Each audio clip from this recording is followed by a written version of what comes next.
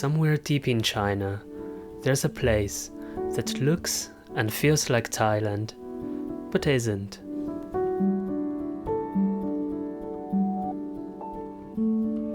Hi, we're Vera and Lee, and we are on a mission to explore the world through its food.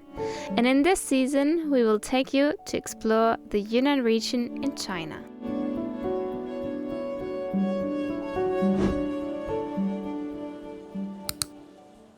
Welcome back to this channel. Today's story begins in Dali, Yunnan province of China. One day we were just walking around the old town, and as usual we got hungry. Then we saw this place, a restaurant that looked like a Thai restaurant, but it wasn't. It was a traditional Thai food restaurant. So we walked in, sat down, and asked the waiter what should we get. When the food arrived, we were shocked. It was so beautifully presented. It was served on huge banana leaves with fried pork, grilled fish, pickles, fresh veggies, spicy dipping sauces, and colorful sticky rice.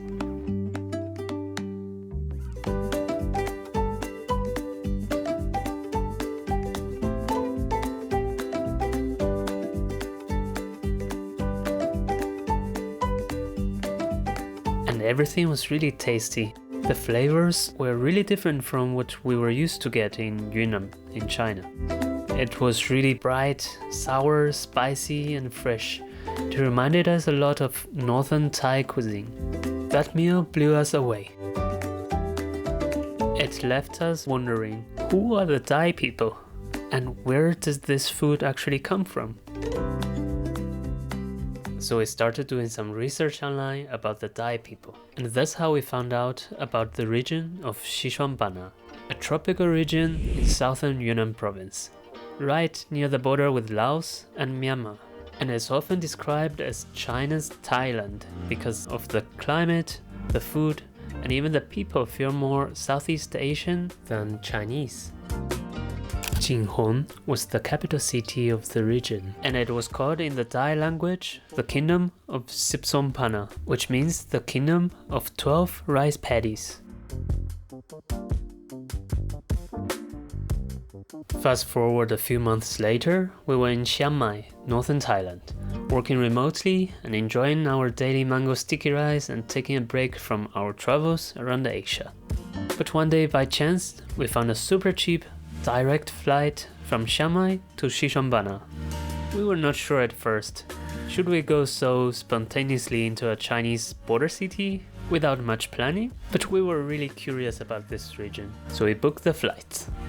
The two cities are not far from each other actually, only separated by the Shan state of northern Myanmar. So we packed our bags and hopped on the flight to Jinghong, the main city in Xishuangbanna.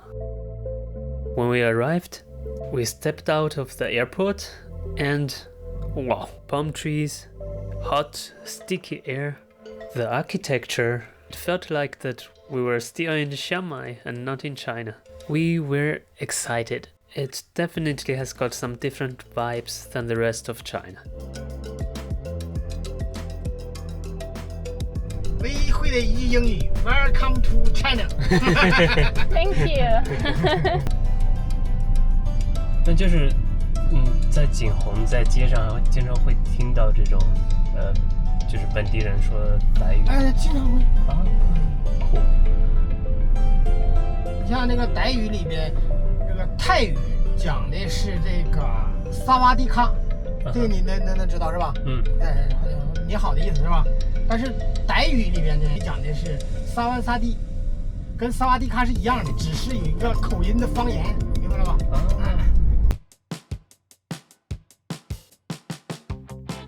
？It was a bit hard to find the hotel, even for the taxi driver, because the hotel that we booked was located inside of a large building, which hosted several different hotels for different preferences and budgets. And each of these hotels would operate on one or more floors of this same building. Now let me show you the room.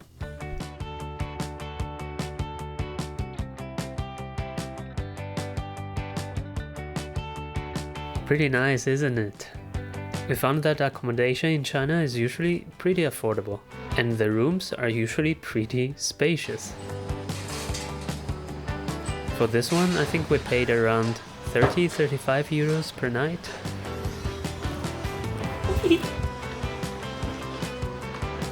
And of course, there is this classic bathroom to bedroom window that China loves. You can enjoy a nice view of the bedroom from the bathroom or vice versa.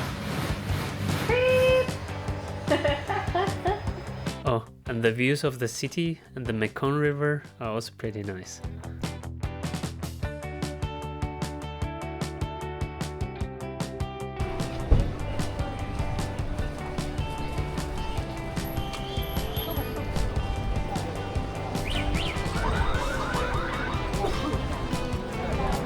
你好，我们想买2张门票。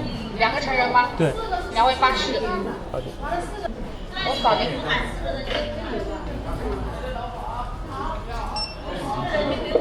来2位一起。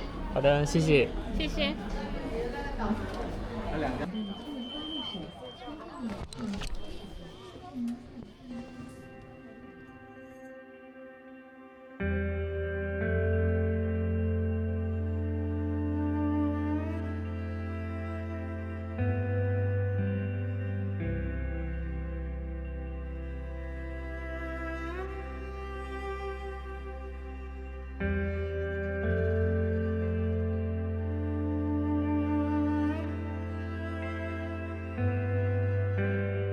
We are now in the Monting Park, and historically this was the imperial garden of the royal family Dai. The entrance to this park is 40 yuan, which is about 5 euros. And as you can see, it already got a little bit crowded. In this garden you can find some temples and also the palace.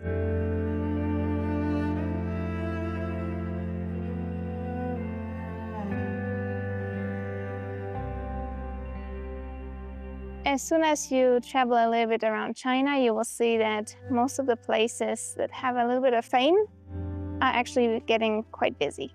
The park itself is beautiful. It's huge. I have read that some people spend here like 4 hours just walking around, and I can see that. The history of Jinghong traces back to the 12th century, when it was founded as the kingdom of Chiang Mai. It was inhabited mainly by Thai Lu people, a Thai language-speaking ethnic group present in modern China, Laos, Thailand, Myanmar and Vietnam. The Dai people, although classified as a single ethnic minority in China, is actually an umbrella term for several different Thai language-speaking ethnic groups in southern Yunnan province.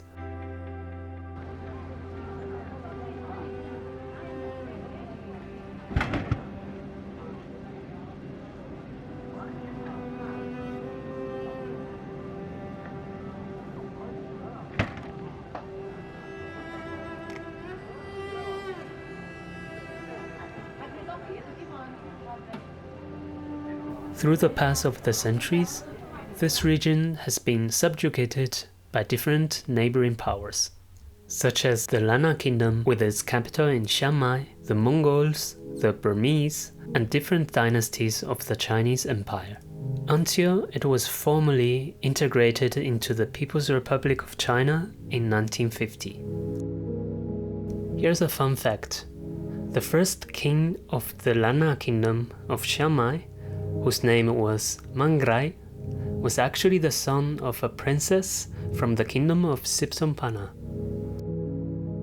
The local rulers here historically enjoyed a great autonomy through the so-called Tu Si government system, which allowed the regional rulers inside of the Chinese Empire, especially in remote and bordering regions such as Yunnan, to have the control of their internal affairs within their domain themselves.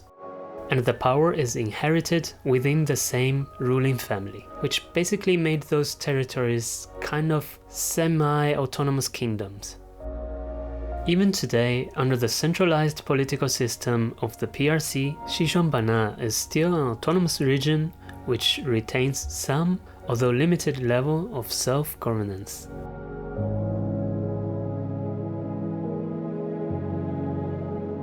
So the park was actually pretty nice. Everything was very clean and well taken care of.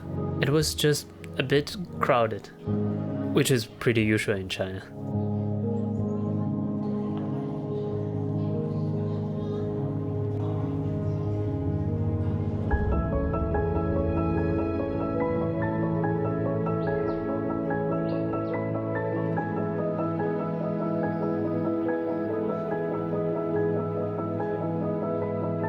Afterwards, we went to the tropical flower garden, which is located not far from the city center.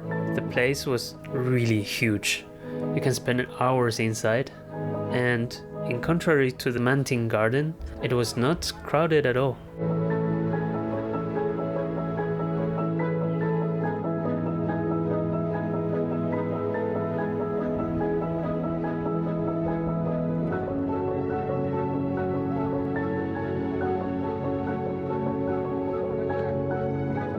So I still don't quite understand why these ladies fly throughout the entire country to get photos taken from themselves in different places. But I mean, they seem very happy with it and entertained, and probably this is their main reason to travel to other places in China.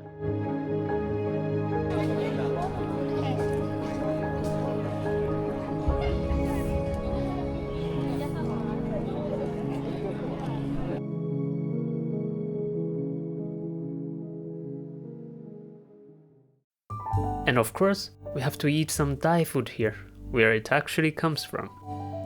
Not far from our hotel, there was this supposedly traditional Thai restaurant that served the famous Thai mixed platter that brought us here in the first place.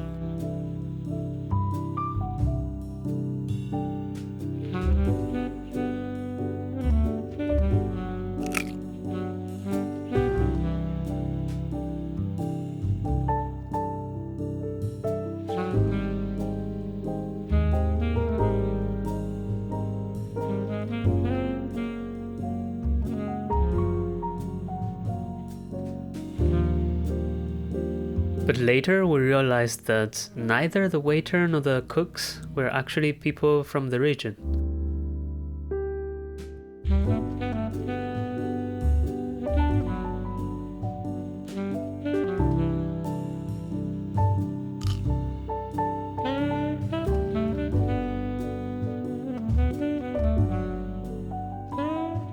And to be honest, although we finished everything as we usually try to do, the food was a bit disappointing. The one from Dali was actually much better.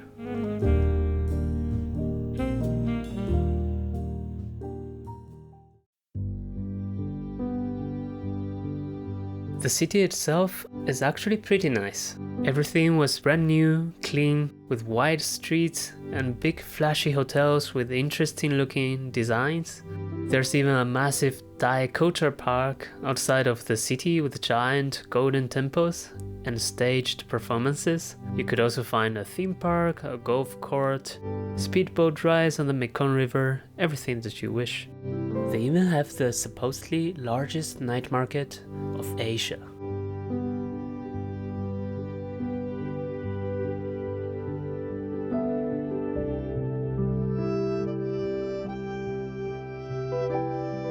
Initially we wanted to check it out, but when we arrived to the gate of the night market and saw the crowds, we said, no. It was so jammed, people were trying to get in and out of the market like ketchup trying to get out from its bottle. I don't know, everything was so polished and flashy. Although it was heavily crowded when we visited the city, it also felt kind of empty from inside. To me personally, it felt more like a giant theme park, but at the same time, it pretends somehow to be an authentic place where an exotic ethnic minority lives.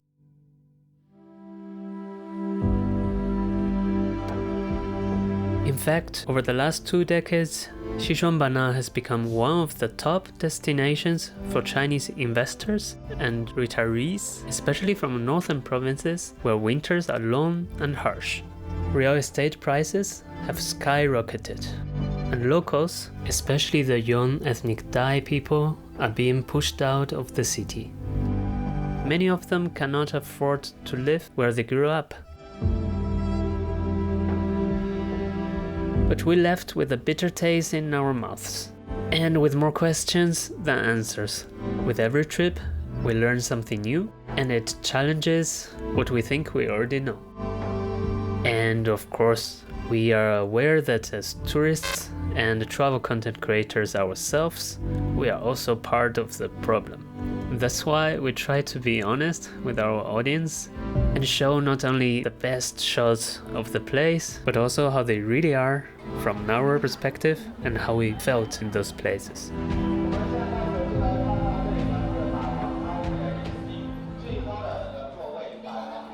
That being said, not everything was disappointing. The wider region itself is absolutely stunning. The jungles, the mountains. If you go far enough outside of the main city, you can still find small villages where Dai people and other ethnic minorities live more traditionally, farming, growing tea, cooking traditional food, and owning just small homestays for the few tourists that actually venture that far. And in the next episode, just a few hours drive from this theme park-like city, we will show you our last and maybe the most magical place that we have visited in Yunnan so far. So stay tuned, thanks for watching, and see you the next time.